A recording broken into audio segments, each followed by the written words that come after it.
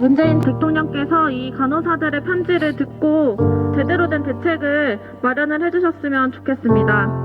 문재인 대통령님께 안녕하세요. 저는 코로나19 전담병원인 보람의 병원 간호사입니다. 대통령님께서도 아시겠지만 최근 대한민국에서는 코로나19 백신 접종으로 떠들썩한 분위기입니다. 제가 근무하는 보람의 병원에서도 백신 접종을 위해 분주히 준비 중입니다. 코로나19 백신 접종으로 인해 지난 1년간의 답답한 상황이 나아질 거라는 조금 들뜬 목소리가 들려옵니다.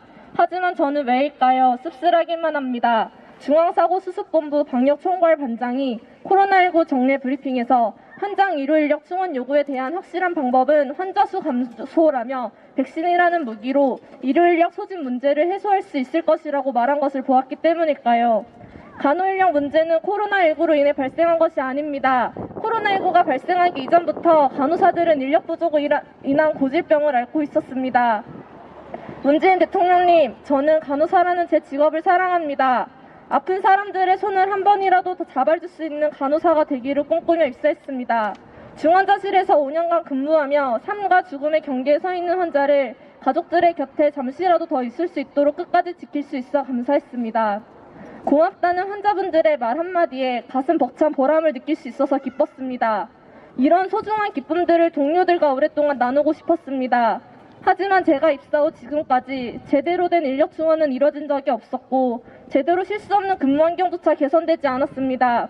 인력을 늘려달라, 근무 환경 개선을 해달라 외쳤지만 정부에서 내놓은 방침은 간호대학 증설로 간호사 수만 늘려놨을 뿐입니다. 지난 10년간 30여 개 간호대학이 신설되고 많은 간호사들이 배출되었지만 너무나도 열악한 현실 앞에 버티지 못해 지친 동료 간호사들은 하나둘씩 병원을 떠났습니다. 한국엔 OECD 평균보다 2배나 높은 40만 명의 간호사들이 면허를 가지고 있지만 현장에 남아있는 간호사들은 18만 명밖에 되지 않습니다. 떠나가는 동료들의 어두운 뒷모습을 더 이상은 보기 싫습니다. 새로 들어온 신규 간호사들에게 미래가 그려지지 않는 현실 대신 같이 미래를 꿈꾸며 나아갈 수 있는 병원의 모습을 보여주고 싶습니다.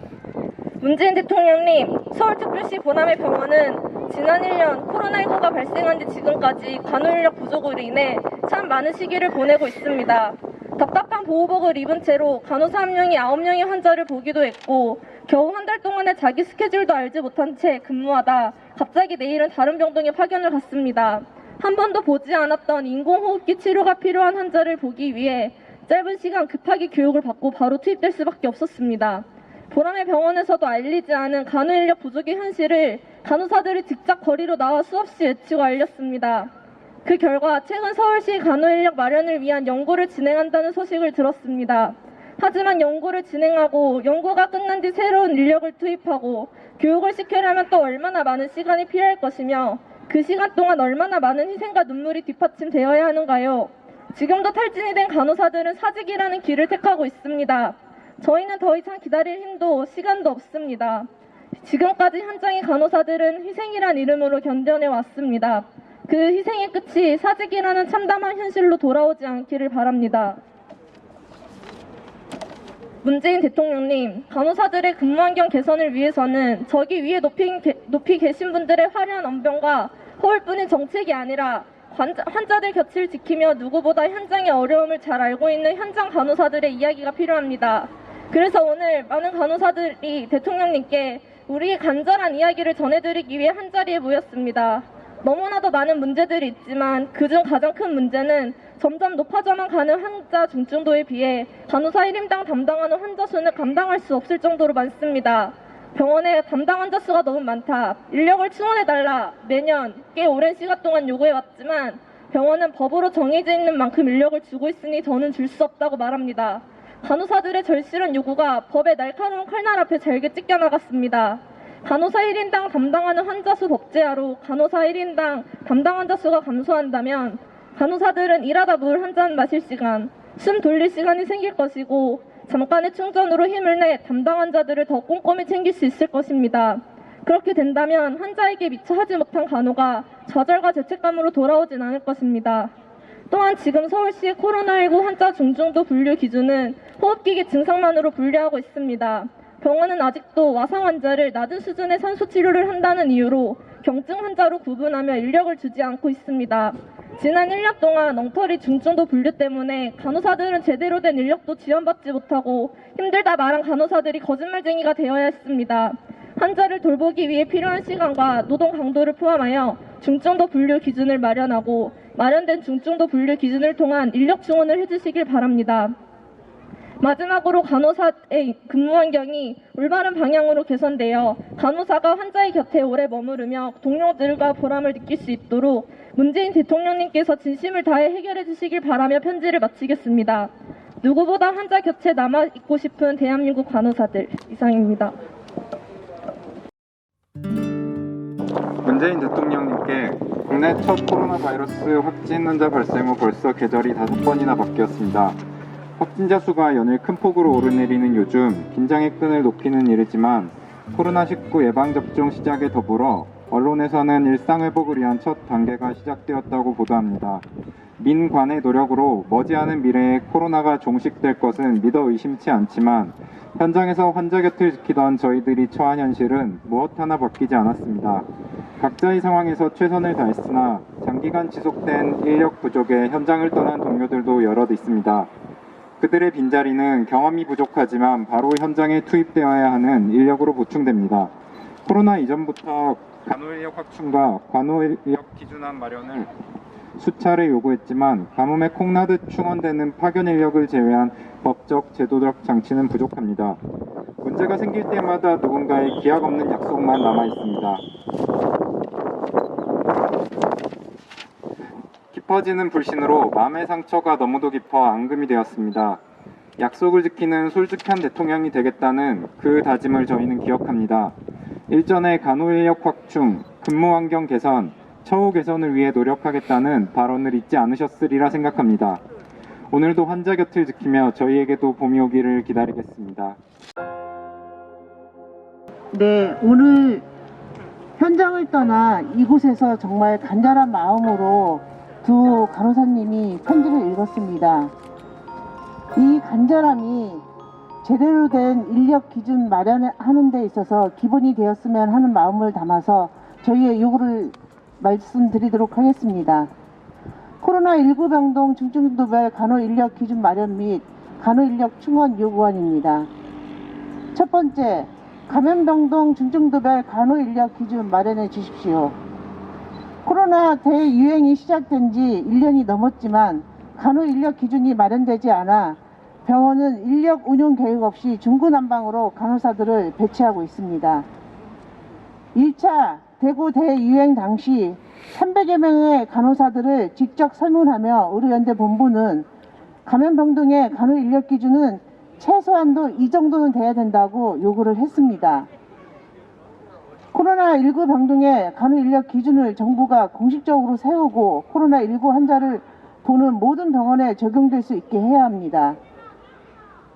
중증도를 판단할 때 호흡기계에 관련한 단계로만 분류하는 것이 아니라 와상 환자, 치매 환자 등 종합적인 중증도와 간호시간을 고려해서 인력 기준을 마련해야 합니다.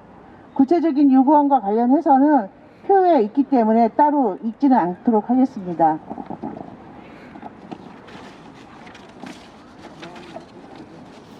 두 번째로 간호인력 충원을 위한 제대로 된 방안을 마련해 주시기 바랍니다. 지금 현재 정부가 추진하려고 하고 있는 지역 공공간호사제는 해답이 아닙니다. 공공간호사 제도는 공공간호사 특별 전형으로 입학한 자의 대학학교 학비를 지원해 주시는 대신 해당 학생은 지방의료원에 4년 의무 복무를 해야 하며 이를 이행하지 않을 경우에는 장학금을 한 수 조치하겠다고 하는 제도입니다. 지방과 수도권의 임금 격차가 간호사가 수도권 취업을 선택하는 강력한 요인이며 실제로 충북은 80%, 강원은 70%의 간호대 학생들이 타 지역으로 유출되고 있습니다. 의사들의 경우 지역으로 갈수록 연봉이 늘어나지만 간호사들은 지역으로 갈수록 더 낮은 임금을 받게 됩니다. 지역 공공간호사제는 전액 장학금이라는 미끼로 낮은 임금과 열악한 근무 환경 속에 간호사들을 가둬놓는 것과 같기 때문에 근본적으로 지역의 간호사들을 확보하기 위해서는 근무 환경과 처우 개선을 마련되어야 합니다. 또한 간호대 정원 확대는 해답이 아닙니다.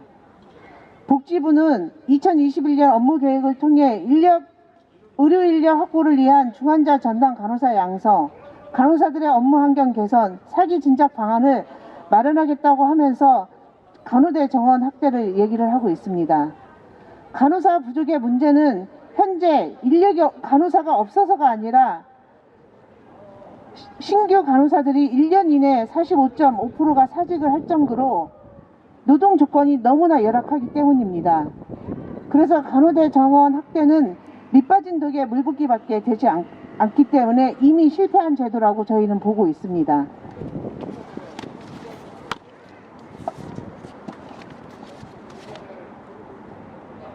간호대 학생이 2만여 명으로 2배 확대되었음에도 불구하고 여전히 정부가 이런 제도를 내놓는 것은 무능력을 보여주는 것이라고 보입니다. 세 번째로 환자 수 제한과 간호간병 통합서비스 병동 전면 확대를 요구합니다. 간호사들이 병원에서 계속 일할 수 있으려면 1인당 환자 수 제한이 필요합니다. 지금도 간호사 한 명이 30명을 감당하고 있거나 심지어 요양병원은 간호사 한 명이 60명을 담당하고 있습니다. 혼자 감당하기 힘들기 때문에 제대로 밥도 못 먹고 화장실도 못 가며 근무 시간 내내 뛰어다녀야 하는 현실입니다. 또한 간호사 한 명이 더 많은 환자를 담당할수록 환자들은 위험해질 수밖에 없습니다.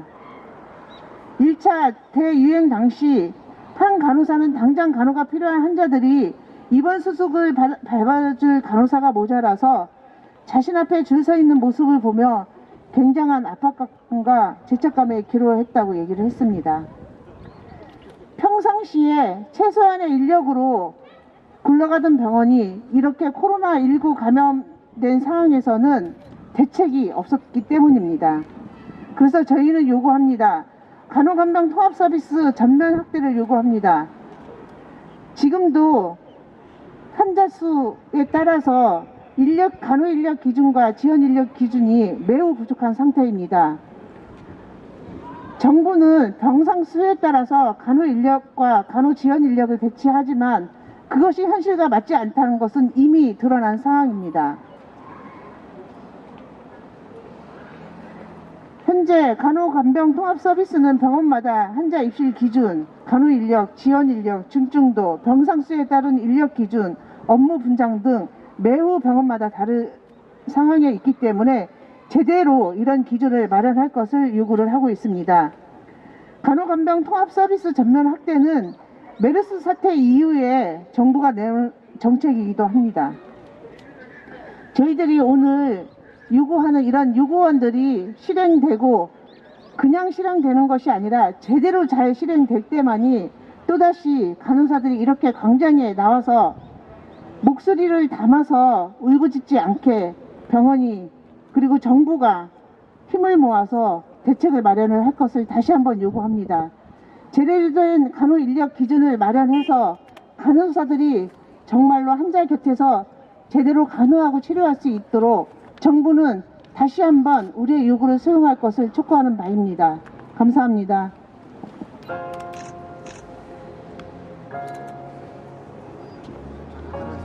꼭 전달하시고.